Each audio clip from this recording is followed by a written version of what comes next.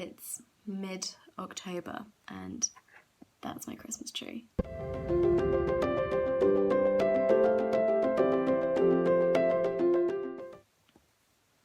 Good morning. Welcome to day 5. Today I wanted to sort of hone in on what it means to be an entrepreneur to me and why it is that I'm actually doing this. Because I feel like obviously I touched upon it on day 1, but I definitely didn't go into detail. But I have to say very, very quickly beforehand, I've become absolutely addicted to Rich Dad, Poor Dad, the audiobook. I mean, obviously it's a book as well, but I'm listening to the audiobook and it's actually amazing and so inspiring. And I'm on the part about going into like real estate and buying houses, renting them out, things like that. And what a great side hustle. It's such a brilliant idea. I mean, whilst I'm working at the kindergarten at the moment, my main goal is to save up to buy a property. And I've got a friend who's really clever and really into his property, and he's been giving me lots of advice as well. So yeah, it feels like it's all adding up, which is really exciting and lovely. But today, like I said, I want to chat about what does it mean to be an entrepreneur and why it is that I'm doing this. First of all, what it means to be an entrepreneur. For me, I want time freedom, financial freedom. I want more opportunities than I think most people get or most people take. I think I've always seen things a little differently, and I've always been a yes person. I don't know if any of you've seen that Jim Carrey film, Yes Man, but that's like, I love it so much, and I've recently just rewatched it again because it's just such a great philosophy, even if his film's a bit dramatic at times. It is definitely how I live my life, and even when I feel myself I had it even recently. Someone asked me a question about plans, and in my head I was like, no, I don't want that, I'd rather do this. And then I actually called them, and they sort of, obviously repeated the question, and I was like, yeah, I really don't mind. And there was something within me that just was like, let's just see where this goes. And I felt totally comfortable with that decision. Again, like I said, maybe a couple of days ago, just being completely comfortable with being uncomfortable, another philosophy of mine.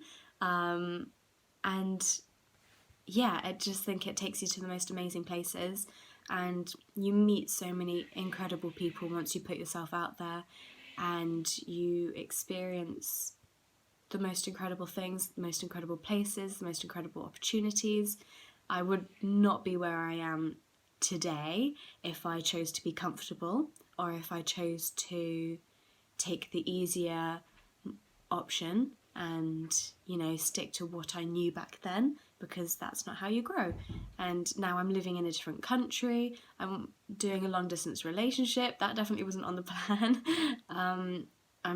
I've got my dream job for now, so yeah, it's taken me to the most brilliant places. And let me touch upon the long distance relationship. Actually, like, I would not have chosen to do long distance, but it was a choice that my partner and I had to make, because we got together when we were very young. I was 17, he was 18, and you're growing into adults. And I think once the opportunity of my job came about, and his job was in like a different place, we knew that we had to grow as individuals in order to be happy with ourselves and with each other. And so yeah, we did decide to go long distance, and it's actually, it's been tough, and I miss him so much, and I'm seeing him in 2 weeks and I cannot wait. But there's also been good things about it, like I've had more time for me. I've discovered more about myself as an individual as opposed to me and him in a relationship every single day, which I love. But it is amazing once you've been with someone for 4 years, seeing how you've grown as an individual. And I've obviously got a lot more time in my hands. Like after work, I can't come home and, cuddle up and watch a film with him or go on dates or anything, nice like that. But I have a lot of me time, and I've obviously started doing this. I do a lot of self-care. I do a lot more of like studying and creative projects and things like that. So this is what I mean. You've just got to learn to be comfortable with being uncomfortable, because if someone said, would you like to go long distance or not?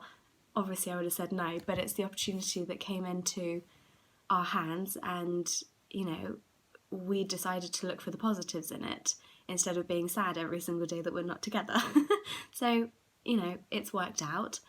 And with my job, obviously I'm always going on about side hustles and working for myself now, yet why am I working for someone else? Well, the thing is like, I see this as my training. I would love one day to open up my own chain of nurseries, and I can't really do that if I don't have the experience, because people wouldn't trust me, and I don't think I'd even trust myself, because I would be so lost in how to run a nursery. So yeah, these are my research years on how to run a nursery and how to be part of a big team and how to look after a lot of children at once. And, if a development role comes up in this job, I will take it, because, again, I want to be part of management within my chain. I want to be the owner. So, just seeing this as a big, wonderful opportunity. And also, the pay is pretty wonderful. So I'm using that to save up for housing once I decide to move back to England or wherever the wind takes us. And that's just, again, being, just creating your own freedom, time-wise, financially. And I would just love to be my own boss. And that's what I'm doing with my side hustles.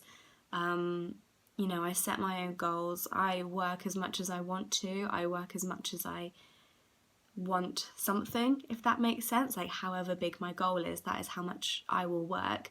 I don't have to clock in, clock out. If I want a day off, I will. Yesterday I came home and completely crashed, which wasn't ideal, but I needed to. My body was just like, chill out, and I did. So I do love that sense of freedom, and I absolutely adore travelling, and I've been able to travel with a couple of my side hustles already over the last couple of years. So it all just interlinks and connects and just creates a bigger future, and that's what I'm all about. So I guess I've sort of addressed both things in one. So what does it mean to be an entrepreneur, and why am I doing this? It's all about the bigger picture and planning ahead. And the whole idea of being financially free, I mean, that's pretty obvious. Who wouldn't want that? But the time freedom comes from a place where as you can tell, I love children. And when I have my own children, I would absolutely love to be there with them and also be able to work as well, which you can't do with most 9-to-5s or office jobs or retail jobs, anything like that. But if you have side hustles where you work from home, you can work with your kids, be there around your kids, and then still like keep yourself active and still have time to focus on yourself. And that really, really excites me, and that's what I'd love to have as my future when I have kids. Like, that's how I picture my future. I don't know why. I don't know where that sort of has come from. I guess maybe it's just the whole balance of being a working mum and a stay-at-home mum. I don't know. It's like the best of both worlds. I don't know. That's just sort of I guess, where it all stems from. But I just think, who doesn't want money, especially in this culture and in this world, to just alleviate some of their problems and create new opportunities for themselves and for their loved ones. Like, I've got my goals around the corner, and it's not just my goals, like, it's things to do with my family, like, you know, helping my dad out getting his dream car, or taking my dad and my gran on holiday, going somewhere with my brother and my sister. And, you know, it's not just all about take, it's about building a future with the people that I absolutely adore and love. So yeah, that is my why, I guess. And I hope it's sort of, you know, the reason why I'm doing this series. I really want to inspire you guys to take control of your future. And really, it's so difficult when we're sort of in a culture of work 9 to 5, have a safe amount of money behind you, retire, use that, and then off you go, you know.